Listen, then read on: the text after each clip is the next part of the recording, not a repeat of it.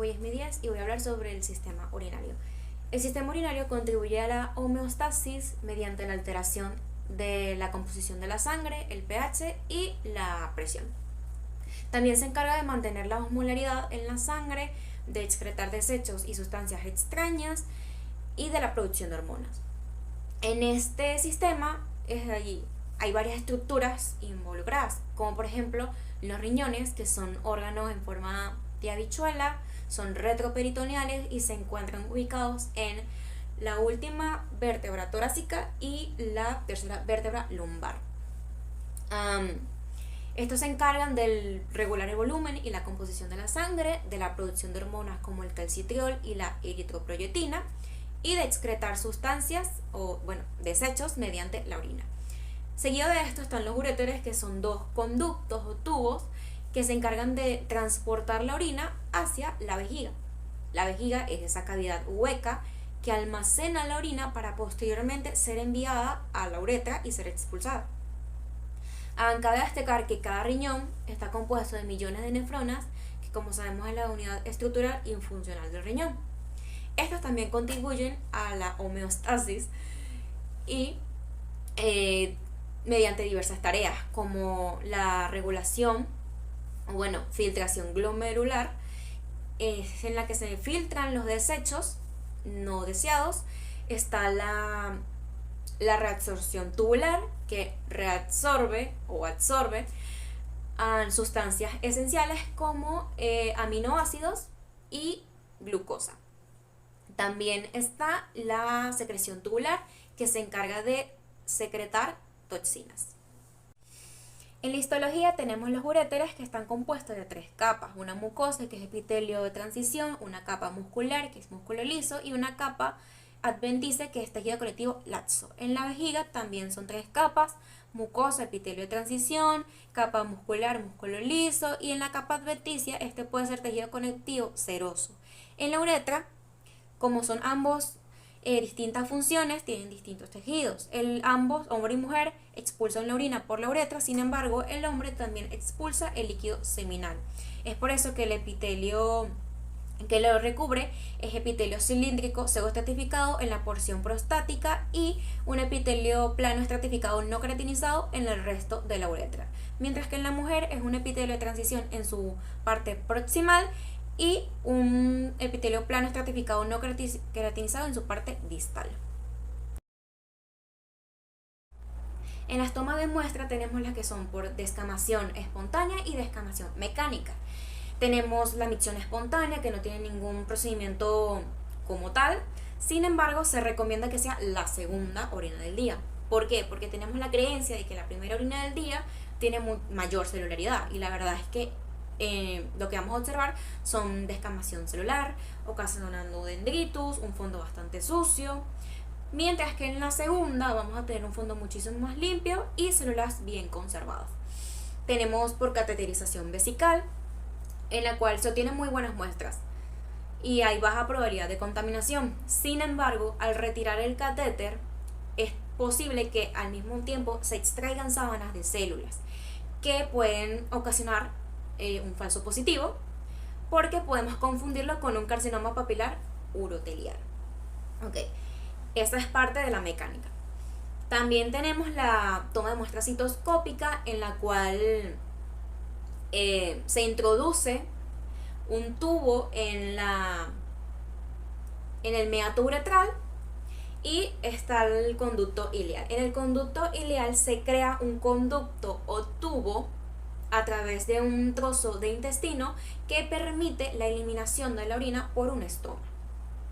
También tenemos la PSP, que es punción suprapúbica, en la que se inserta la jeringa en la vejiga a través de un orificio que se toma o se crea a través de la parte baja del abdomen. Y por último tenemos por lavado. La toma de muestra por lavado es igual de sencilla. Se toma la muestra después de haber lavado la vejiga con solución salina. En la citología urinaria tenemos las células uroteliales o las umbrella cells, que son de forma poligonal, de núcleo redondo u ovalado, cromatina grumosa, membrana lisa y citoplasma abundante, que también puede estar vacuolizado. Y si prestan atención a la imagen, verán una carita feliz. Están las células uroteliales profundas, que son del mismo tamaño que las parabasales, de núcleo redondo, cromatina grumosa y membrana lisa. El citoplasma es variable y estas se pueden encontrar tanto agrupadas como aisladas. Y las células escamosas, estas están presentes por contaminación de los genitales externos. También podemos observar elementos inflamatorios como los macrófagos, neutrófilos y linfocitos. Además de esto, también podemos observar elementos inflamatorios como los macrófagos, neutrófilos y linfocitos. Además de esto, también los eosinófilos. Sin embargo, los eosinófilos son indicador de alguna patología, como por ejemplo en una cistitis. Otras estructuras que podemos observar en una citología urinaria son los espermatozoides, que ya sabemos cómo llegan allí, y las cristales. Los cristales se forman a partir de sales minerales presentes en la orina. Están los cilindros, los cuales son estructuras sólidas que se forman en los túbulos renales y se expulsan por la orina. Y los cuerpos amiláceos. Los cuerpos amiláceos se componen de material amiloide, que son proteínas insolubles. Y aquí unos ejemplos de las patologías que podemos observar por citología urinaria. Vamos a observar los microorganismos que hemos estado viendo en citología ginecológica, como lo es la Candida albicans, como la GCP, virus del herpes simplex, citomegalovirus, virus del papiloma humano, y también vamos a ver poliomavirus. Este se caracteriza por crear una alteración de forma y tamaño celular, multinucleaciones y la característica inclusiones intranucleares. Tenemos unas células uroteliales atípicas que hay de poca a moderada atipia, que puede presentar hipercromasia o cromatina grumosa o gruesa, pero no llega al punto de ser sospechoso para carcinoma urotelial. También está la neoplasia urotelial de bajo grado, que se ve horrible, pero sigue siendo de bajo grado, en la cual podemos ver hipercromasia, cromatina gruesa o grumosa, y solamente se puede diagnosticar si hay una formación de papilas. Tenemos finalmente el carcinoma urotelial de alto grado, que vemos un aumento de la relación núcleo-citoplasma, bastante hipercromasia y un aumento del núcleo.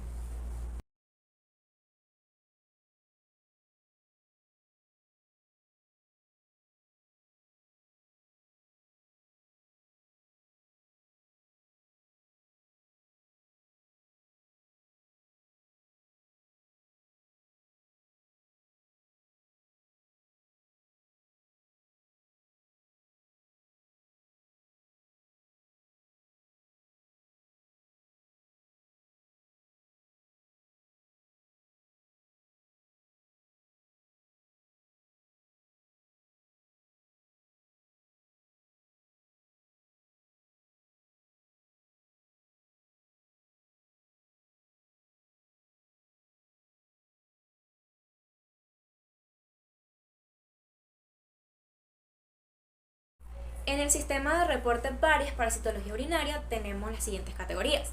No diagnóstico o insatisfactorio, esto dependerá mucho de cómo se tomó la muestra. Seguidamente tenemos negativo para carcinoma urotelial de alto grado, atipias en células uroteliales, sospechoso de carcinoma urotelial de alto grado, neoplasia urotelial de bajo grado y carcinoma urotelial de alto grado. Y finalmente la última categoría, que son otras neoplasias malignas primarias y metastásicas. Sin embargo, en la actualización de 2022, la categoría que dice neoplasia urotelial de bajo grado es eliminada y se agrega una categoría más antes de la categoría 7, que son otras neoplasias malignas primarias y metastásicas, y es citopatología del tracto urinario superior. El sistema digestivo es un conjunto de órganos y estructuras que trabajan juntos para procesar los alimentos que consumimos y descomponerlos en nutrientes absorbibles y eliminar los residuos no dirigidos del cuerpo. Comienza desde la cavidad oral hasta la nariz y trabajan junto con una serie de órganos de accesorios como lo es el hígado, la vesícula biliar. El páncreas también juega un papel crucial en la digestión, produciendo enzimas y secreciones que ayudan en el proceso. El sistema digestivo es un sistema complejo creado por varios órganos principales, como lo son la boca, que inicia desde el proceso digestivo mediante la masticación y la mezcla de alimentos como la saliva, que contiene enzimas digestivas. La faringe, que conecta la boca con el esófago y ayuda el paso del bolo alimenticio hacia el esófago. El esófago es un conducto muscular que transporta los alimentos desde la faringe hasta el estómago a través de contracciones musculares coordinadas llamadas peristaltismo. El estómago almacena y dirige parcialmente alimentos mediante la acción de ácidos gástricos y enzimas digestivos. También tenemos el intestino delgado que se divide en tres partes: el duodeno, el duodeno y el ileno. Aquí completa la digestión y se absorben los nutrientes a través de las paredes intestinales hacia la sangre. El intestino grueso, que incluye el colon, el recto, absorben el agua y sales material no dirigido, formando heces que se almacenan en el recto antes de ser expulsadas durante la defecación. Además de estos órganos principales, existen órganos accesorios que contribuyen al proceso digestivo, como lo son el hígado, que produce ayuda en la digestión de las grasas, también desintoxica sustancias nocivas en la sangre. La vesícula biliar, que almacena y libera bilis producidas por el hígado cuando es necesario para la digestión de la grasa. El páncreas, que produce enzimas digestivas que se liberan en el intestino delgado para descomponer los carbohidratos en proteínas y grasas. Este conjunto de órganos y estructuras forman el sistema digestivo humano, esencial para la digestión, absorción y nutrientes y eliminación de los desechos del cuerpo. La histología del sistema digestivo se refiere al estudio de los tejidos que componen el sistema digestivo a nivel microscópico. La boca, que es un músculo oral del epitelio escamoso estratificado no queratinizado, una submucosa de tejido conectivo laxo con glándulas salivales menores. Muscular, que es un músculo estriado esquelético en la parte externa, como el músculo liso en la parte interna. Este es un tejido conectivo que recubre la porción externa de la boca. También tenemos el esófago, que es una mucosa esofágica del epitelio escamoso estratificado no queratinizado, con una submucosa de tejido conectivo con glándulas esofágicas. Músculo, que es un músculo liso estriado esquelético. Este tejido conectivo que recubre toda la parte externa del esófago. El estómago es una mucosa gástrica de epitelio glandular simple con células principales y células parietales. Lámina propia de tejido conectivo con glándulas gástricas, células endocrinas y linfocitos. La muscular, que son tres capas de músculo liso, oblicuo, articular y longitudinal. Serosa, que es un tejido conectivo que recubre la superficie externa del estómago. El intestino delgado, que es una mucosa intestinal, epitelio simple columnar con células caliciformes y células absorbativas. Vellosidades intestinales, proyecciones en la superficie que aumentan la superficie de la absorción. Criptas del líber con glándulas en las que la mucosa secreta moco y enzimas. La muscular, que es un músculo liso en la capa muscular propia. Y la serosa, que es un tejido conectivo que recubre toda la superficie externa del intestino delgado. También tenemos lo que es el intestino grueso, una mucosa intestinal similar al intestino delgado, pero sin vellosidades. Las criptas del Lieberkühn, que presenta en la mucosa, pero más profunda que el intestino delgado. La muscular, que es un músculo liso en la capa muscular propia. Y serosa, que es un tejido conectivo que recubre la superficie externa del intestino grueso. Células superficiales intermedias de la mucosa graso, células que también grandes en general se aprecian en tonalidades basófilas, cianófilas y eosinófilas. Las células poseen granulaciones citoplasmáticas. Sus núcleos son redondos o ovales, con una cromatina bien distribuida y se desprenden en pequeños grupos, como también se pueden observar aisladas. También existen las células superficiales e intermedias de la mucosa esofágica. Se aprecian en los extendidos normales. Son células escamosas, superficiales e intermedias, con abundante citoplasma de núcleos vesiculares, con una cromatina bien distribuidas con los extendidos. Son muy similares a los que se observan en una citología de mucosa oral. Estas células poseen granulaciones citoplasmáticas y se desprenden en pequeños grupos, como también se observan aisladas. También existen las células foveolares gástricas de la mucosa del estómago. Estas células foveolares gástricas benignas se desprenden con empalizadas periféricas en un patrón de panal de abejas. Son células que pueden apreciarse aisladas o en placas. Son células columnares con citoplasma amplio y poseen núcleos pequeños que pueden evidenciarse en algunas células. Esta característica puede definirse como cambios reactivos. Las células fibulares gástricas del intestino delgado se pueden observar también en extendidos citológicos o en placas de células que se pueden apreciar como en forma de queso suizo. Las células calciformes son abundantes citoplasma vacuolado, células cilíndricas y de núcleo basal. También existen las células caliciformes, las células de Parner, células endocrininas y argentifinas, que células de mar, que son células mar, en su mayoría con su contorno liso, con cromatina finamente granulada. También están las células gástricas del intestino grueso. Estas se aprecian en los extendidos citológicos como placas de células columnares, en escaso citoplasma, con núcleos redondos u ovales, de cromatina fina, bien distribuida. Entre las patologías benignas tenemos la candida. Esta tiene tendencia a aumento del tamaño nuclear de las células entre un 50% de su tamaño. A los perinucleares es normal ver atipias reparativas en el epitelio gastrointestinal por lo que es esta infección. Las células pueden presentar binucleación o multinucleación, hipercromasia, grupos cromáticos, abundantes elementos inflamatorios. También tenemos lo que es el virus del herpes simple. Este virus afecta a los núcleos de las células metabólicamente activas. En el caso de la mucosa oral, a las células de las profundas de metaplasia madura. Produce hipercromasia del borde del núcleo, mientras que en el centro se observa una claridad sin estructuras denominada fenómeno de vidrio esmerilado. También presenta múltiples núcleos con cuerpos de inclusión, aumenta el tamaño de sus citoplasmas como en sus núcleos. También tenemos lo que es el citomegalovirus.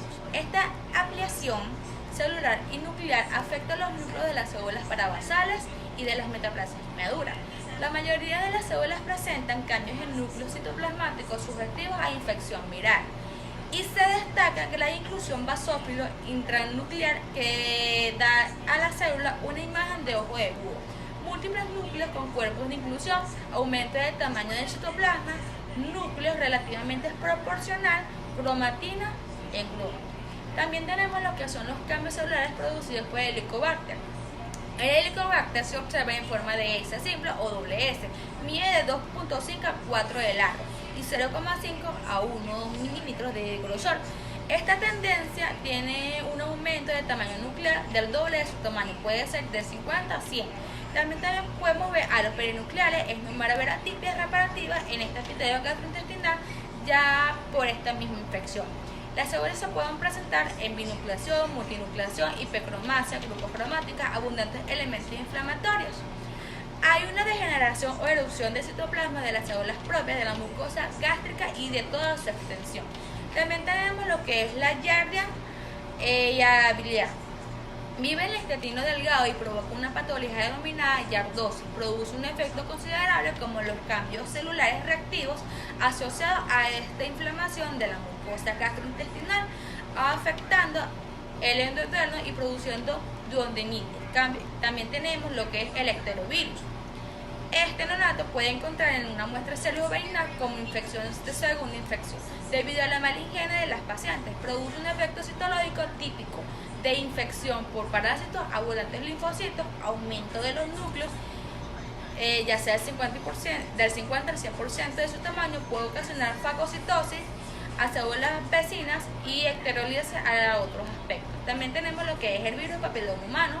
Este tipo de virus causa formación en tejidos anormales. La infección dura a largo tiempo por ciertos tipos de VPH. A veces también puede causar cáncer del cuello uterino. Es posible que el VPH también se desempeñe a una función en otros tipos de cánceres, ya sea bucal, de ano, de vagina, vulva, pene o orofaringe. También tenemos lo que es la leucoplasia. Esta es una placa blanquecina que se puede ver o se puede clasificar como otra enfermedad microscópicamente en una atrofia o una hiperplasia con un grado de atipia mediano cuando no la hay o cuando la hay. Entre las patologías malignas tenemos el carcinoma in situ. Tiene un aumento del núcleo de 4 a 6 veces mayor a su tamaño. Es precursor del carcinoma invasor. Células cancerosas no queratinizadas y queratinizadas. Citoplasma grueso a su lado. Tiene poblaciones celulares bajas y aisladas conglomerados. variación en el tamaño, morfología y células caudadas y fusiformes, hipercromasia, variabilidad en el tamaño nuclear, irregularidad en la membrana. Tiene una croma, tiene forma rocosa y tiene núcleos hipercromáticos. También tenemos el carcinoma hiperedemoide, que es un tumor maligno de localización esofágica más frecuente, afecta sobre todo a varones en el sexto décimo de la vida y se manifiesta clínicamente por disfagia. Tiene como precursor carcinoma invasor. Se observa que son las cancerosas, queratinizada y no queratinizada, citoplasma grosso azulado, poblaciones celulares bajas y aisladas en conglomerados, variación en el tamaño, morfología y células caudadas y fusiforme. Tiene hipercromasia y variabilidad en el tamaño nuclear y regularidad en la membrana. También tenemos el adenocarcinoma, que estos tumores pueden originarse sobre una enfermedad de Barrett o tal vez sobre las glándulas esofágicas. Presentan una escasa incidencia y constituyen del 2% de los tumores malignos del esófago del tercero, medio y superior.